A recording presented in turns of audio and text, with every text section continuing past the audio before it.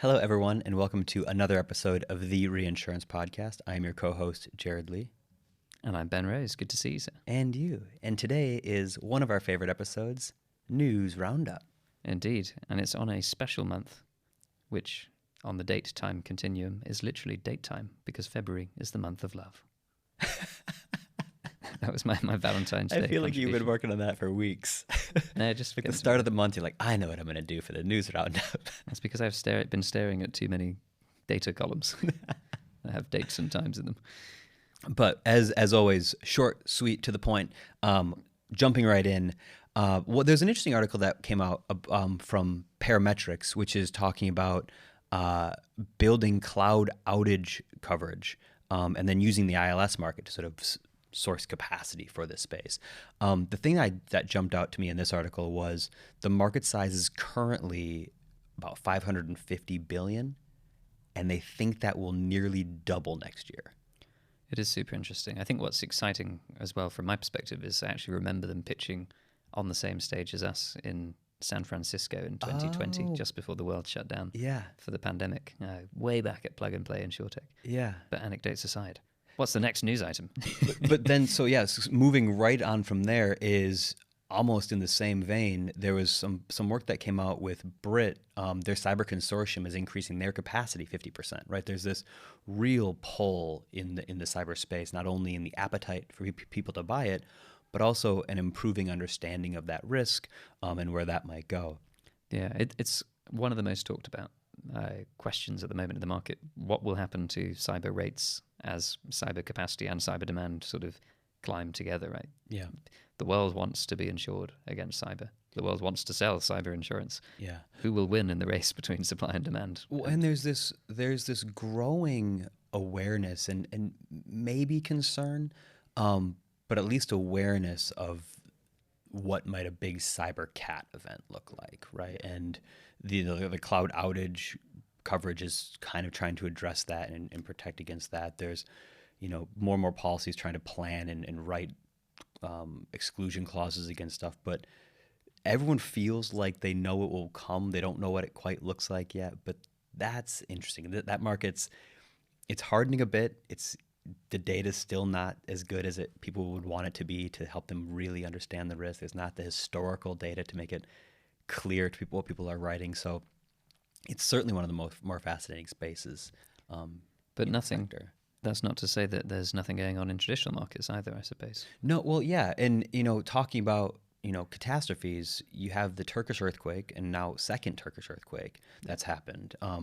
It's very easy for the industry, and it's the market that we're in, but to talk about the losses, and we will do in a second here. But for this one, at least the first earthquake, I've noted here at the moment the death count's above 35,000. Like, it's a shocking loss of life, and it's when you look at these major events, it's really, really hard to sort of recognize the impact it's having on economies and societies and communities and things.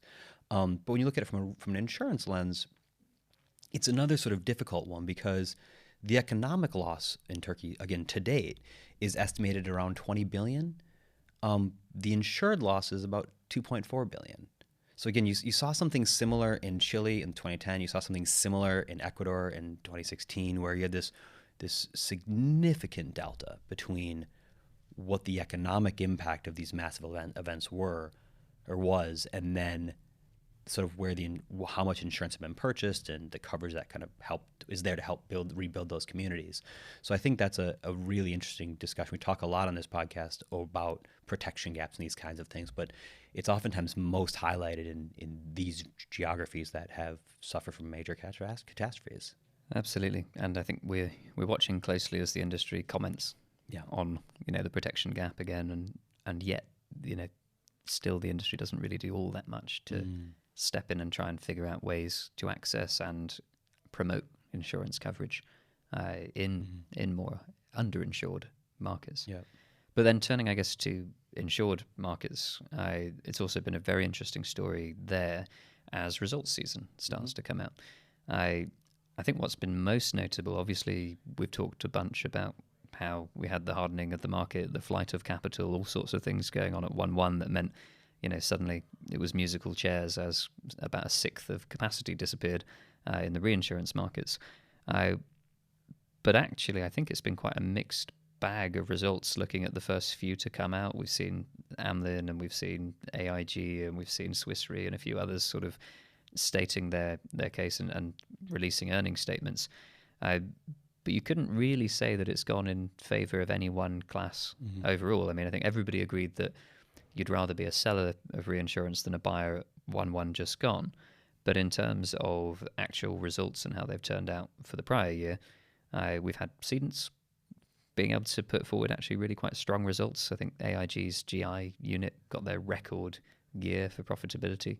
On the other hand, we've seen other cedents do less well and have a net loss. Reinsurers, we've seen some forecast really fabulous results and others, actually underperform versus where they were hoping to in the wake of things like inflation and Hurricane Ian and various other events coming off. So it really has been a mixed bag where that hedge between insurer and reinsurer and the terms of those deals that have been written over the past year have really come to play out in a way that, I don't know, maybe the smarter buyers or smarter sellers foresaw, or maybe that's just the way the cookie crumbles, which I've always wanted to say on a news show. Anyway. I think that's true, right? And you're spot on. We followed closely what the market was doing in the renewal season, and we're seeing now the sort of fruits of some of that playing out.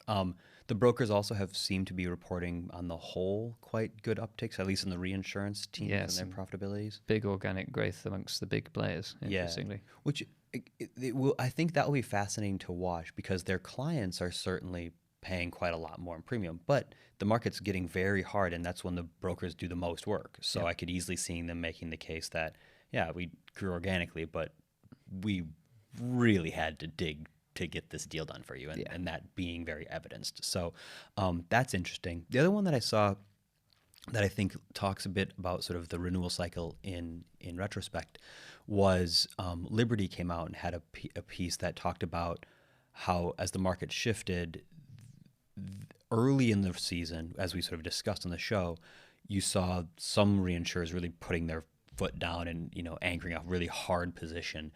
But their commentary was that as the season progressed, a number of those reinsurers kind of came back to the table and said, okay, we were a bit maybe aggressive in those initial terms that we gave you, and they softened their stance, right? Whether that was aggregate cedent pressure, whether that was based on the commentary from leaders like Andy Marcel, who'd kind of come out and said, listen, if people are really going to hold an aggressive position here, that's going to be remembered. So it seems on the whole like it softened a bit more behind the scenes, but there's also forecasts. George Attard, again, Aon, came out talking about what they expect to happen in this sort of forthcoming Asia renewals this spring. So that will be another one. It's already on the horizon now as we come out of the end of the year. Extremely soon, right? We're at the end of February, which is a short month, and it's the 1st of April that we're looking forward to. So a month to go, 4 weeks. Yeah. So data's in the market, right? So those deals are happening. We're beginning to get some feedback from what the clients are seeing there, and we'll certainly give an update on this towards the end of March as we have a bit of a better lens as to where we think those deals land. But there's certainly some attention as they go into their renewal in what is the first hard market that group has seen for a while. Absolutely. We'll keep you all posted in our next edition of the News Roundup. But you have to wait one more month for that. See you next time.